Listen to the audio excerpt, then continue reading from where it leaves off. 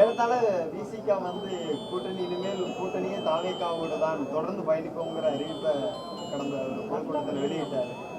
உங்களுடைய நிலைப்பாடு என்ன?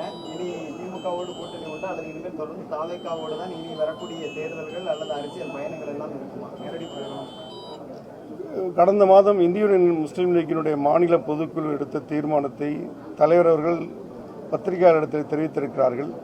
தற்போது அமைச்சரவையிலும் பங்கேற்று அதிகாரத்திலும் பங்கேற்று இந்திய யூனியன் முஸ்லீம் லீக் தாவேக்குடன் இணைந்து பணியாற்றி வருகிறது. மேலும் அந்த தீர்மானத்திலே வரக்கூடிய உள்ளாட்சி தேர்தலிலும் நடைபெற இருக்கக்கூடிய இடைத்தேர்தலிலும் அதனைத் தொடர்ந்து நடைபெற இருக்கக்கூடிய 2029 பாராளுமன்ற தேர்தலிலும் இந்திய யூனியன் முஸ்லீம் லீக் தாவேக்காவுடன் கூட்டணி தொடரும் என்பதை அழுத்தம் திருத்தமாக பதிவு செய்திருக்கிறார்கள். அந்த நிலை நிச்சயமாக தொடரும். ஏறத்தாழ திமுகவோடு ஒன்றிணைந்து இந்த கடந்த நாடாளுமன்ற தேர்தலில் வெற்றி பெற்ற அந்த எம்பிக்கள்ல திமுகவை மட்டும் தவிர்த்து விட்டுவிட்டு காங்கிரஸ் மற்ற கட்சிகள் எல்லாம் ஒன்றிணைந்து செயல்படுவதற்கான நடவடிக்கை நேற்று மாணிக்கம் தாகூர் அதற்கான நடவடிக்கைகள் எல்லாம் மேற்கொண்டிருக்கிறார். அப்படித்தான் நீங்களும் இணைந்து பயணிக்க வேண்டுமா அல்லது அந்த இந்தியா கூட்டணியிலிருந்து திமுகவை தள்ளிவிட்டு நீங்கள் பயணிக்கக்கூடிய அந்த அரசியல் நகர்வுகள் எப்படி இருக்கணும்? இந்தியா கூட்டணி சிறப்பாக செயல்பட்டு கொண்டிருக்கிறது. 2029 இலக்காக வைத்து ஆட்சியை கைப்பற்ற வேண்டும் என்ற முனைப்போடு இந்தியா கூட்டணி செயல்பட்டு வந்து கொண்டிருக்கிறது. அந்த கூட்டணியிலே தமிழக வெற்றிக் கழகமும் இணைந்து பயணிக்கும். அதில் திராவிட முன்னேற்றக் கழகம் இருக்கிறதா தொடரப்போகிறதா இல்லை என்பது திமுக தான் சொல்லும். இந்திய யூனியன் முஸ்லீம் லீக்கை பொறுத்தவரை கேரளாவில் நம்ம ஆட்சி அதிகாரத்தில் இருக்கும். 5 அமைச்சர்கள் 22 எம்எல்ஏக்கள் அங்கே இருக்கும். இந்தியா கூட்டணியில் அழுத்தமாக இருக்கும். அந்த வகையில் எங்களுடைய கூட்டணி அழுத்தமாக தொடரும். திமுகவுடைய நிலைப்பாடு என்ன என்பதை குறித்து திமுக தலைமை தான் விளக்க வேண்டும். கூட்டணியில் சேர்ந்த அமைச்சருடைய இடம் அனைவருக்கும் மன திருப்தியாக தான் இருக்கா? ஏன்னா தூத்துக்குடி மாவட்டத்தில் ஒரு பிரிவு அப்படியே ஐயூஎம்ல இருந்து பிரித்து திமுக போய் சேர்ந்துட்டாங்க. பல இடங்கள்ல அதே மாதிரியான ஒரு மனமுள்ள இருக்கிறதா தகவல்கள்லாம் வந்துட்டு இருக்கு.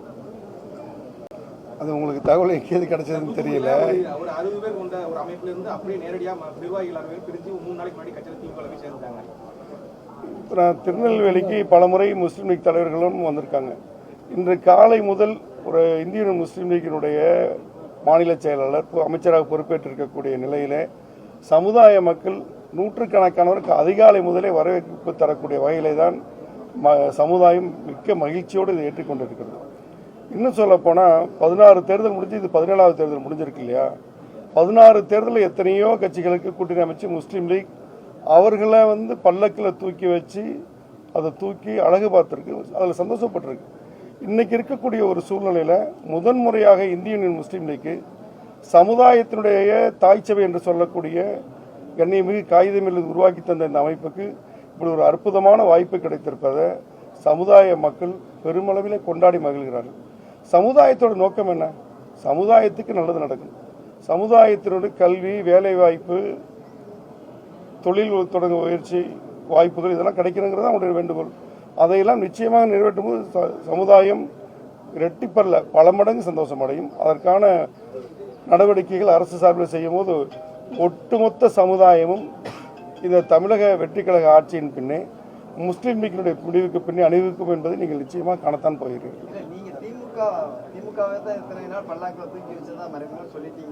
ஆமா, அவர்கள் இஸ்லாமியர்களுக்கு சிறுபான்மையினருக்கு செய்யாத அல்லது பிற்படுத்தப்பட்ட வகுப்பில் உள் இடஒதுக்கீடு கொடுத்து அவர்கள் அந்த வேலை வாய்ப்புல முக்கியத்துவம் கொடுக்காததை இன்னும் அது தேவை இருக்குதுல்ல, கூடுதலான தேவை இருக்கு. அந்த அங்கீகாரத்தை அவங்க கொடுத்திருக்கிறாங்கல்ல.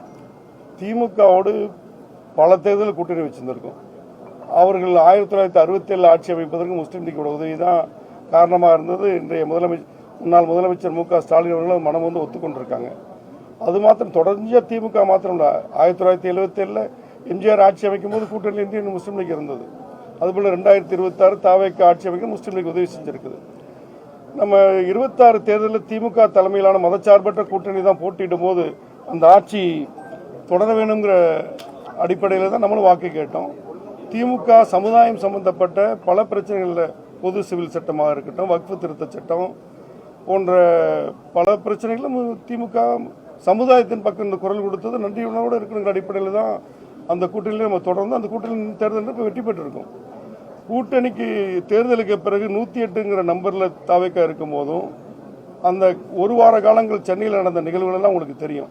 யார் ஆட்சி அமைப்பது, எடப்பாடி ஆட்சி அமைக்கப் போகிறாரா, அதுக்கு திமுக துணை நிற்கிறதா, விடுதலை சிறுத்தைகள் கட்சியினுடைய தலைவர் திருமாவளவன் ஆட்சி அமைக்கப் போகிறாரா என்ற பல சூழ்நிலைக்கு பிறகு இப்படியே நாட்களை கடந்து சென்றால் ஜனாதிபதி ஆட்சி பாஜக தலைமையிலான ஒரு மறைமுக ஆட்சி வந்துவிடக்கூடாது என்ற ஒற்றை காரணத்திற்காக முஸ்லீம் லீக் தலைமை அப்படி ஒரு முடிவு எடுத்தது.